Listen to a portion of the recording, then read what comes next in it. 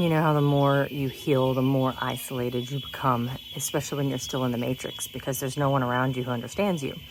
And so there's this common saying that, like, you think you're healed until you get into a relationship and you're like, shit, I have more work to do, right? It's the same thing whenever you get into community. You think you're good, you think you've done a lot of work, and then you come here and you share a house with someone, and you're a person who really needs your environment in place to be able to stay regulated. So, of course, your housemate that you're going to align with is someone who can easily leave their bag sitting on the, kitchen table for 5 days and not care about it. Because these things grow us. Because without these challenges and these obstacles and these moments and these options to repattern what we obsess over and what we give our energy to, we wouldn't grow anymore. So what was normalized is for us to isolate ourselves. And now that we're feeling like we need more growth, especially whenever the external world looks crazy, internally we start to go, okay, how do I disengage from this? And also, what part do I play? Like, you have to ask the hard questions. What am I contributing to that keeps me orbiting these same obsessions, if you will? Like, if you're housing with someone who leaves a spoon in the sink, and your immediate reaction is to go, oh, that is so disturbing. I'm so pissed off. Why do they always do this? Because maybe they eat their yogurt at the same time every day and then they just drop their sink or their spoon there. These moments occur for us to decide, like, is it even important at all that I allow this spoon and the person to affect me and steal my joy?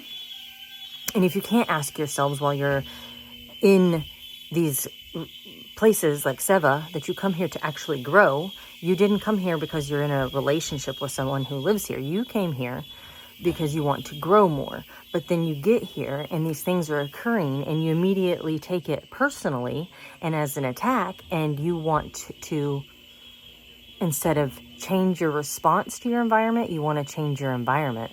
And this is what happens. People leave. They leave early and they think, oh, I'll just, go down to the water and everything will be different. But you're still going to be holding those same patterns in any relationship that you have.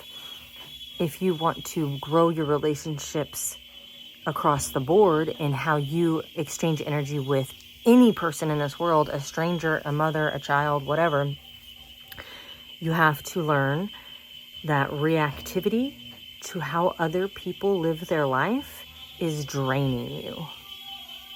Plain and simple. Why is your ego so pissed off about the spoon instead of going, oh, I love that they love their yogurt. I'll clean up their spoon because I like my place to be clean. And you don't hold resentment. Tell me why that's the harder choice. And I'll tell you why it's been a harder choice for me. Because while we're awakening and we're doing all of our work, we think other people should be doing their work too. And if it doesn't, their healing doesn't look the same as ours, we immediately feel like they're doing it wrong and they need to be learning different lessons. That in itself is an ego.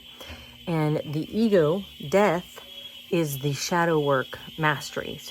And those happen regularly. Like, you can have ego deaths all day long if you're really asking the hard questions and deciding to be the common denominator in any sort of friction in your life.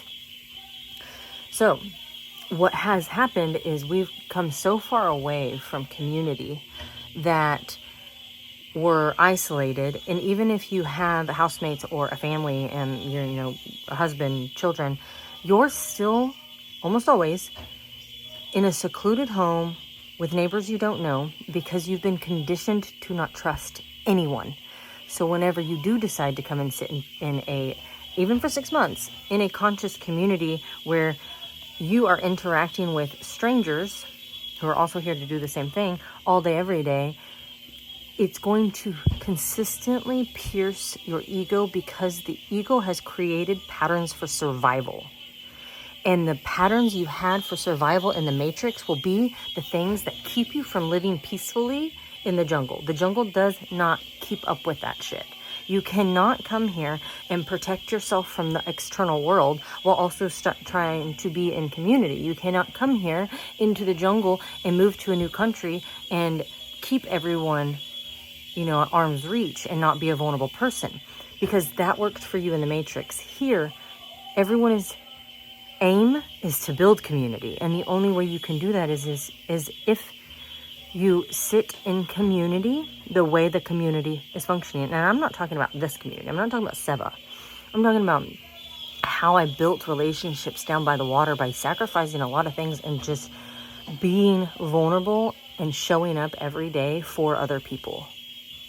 And that was hard for me. I had been doing everything on my own my whole life. Every business I had, I was the only owner, and I would never have a partner. So coming here and completely shifting that was the only option for me to stay, because I was watching people around me, close people around me, who could not allow themselves to be vulnerable enough to be seen by new people in however they fucking want to see us. It's their perspective. And show up for them, like Seba. Seba means be selfless in service to others. So being in selfless in service without expecting anything else in return is huge. And it's not what we are conditioned to do in the Matrix. You're conditioned to do it all alone. I mean, think about cubicles. Your house is a cubicle in a neighborhood, just like your desk or whatever in a cubicle is in a office building. This is how people are living their life to survive the Matrix. But whenever you come here and you want to get out of the Matrix, you cannot carry those survival skills with you. You have to drop them all, because the whole program in the Matrix is fear-based. The whole program, when you come to a pura vida lifestyle, anywhere that is outside of the Matrix mentality, inside nature, that's the opposite of the Matrix, nature, becoming the version of you that can be seen in your organic state is your mastery, whatever it looks like. But so many people don't have a clue who they are anymore. And that's why they come here, to be shown the mirrors, the reflections, the triggers all around them. And not everyone will say, but the lessons still are imprinted. And you can always come back,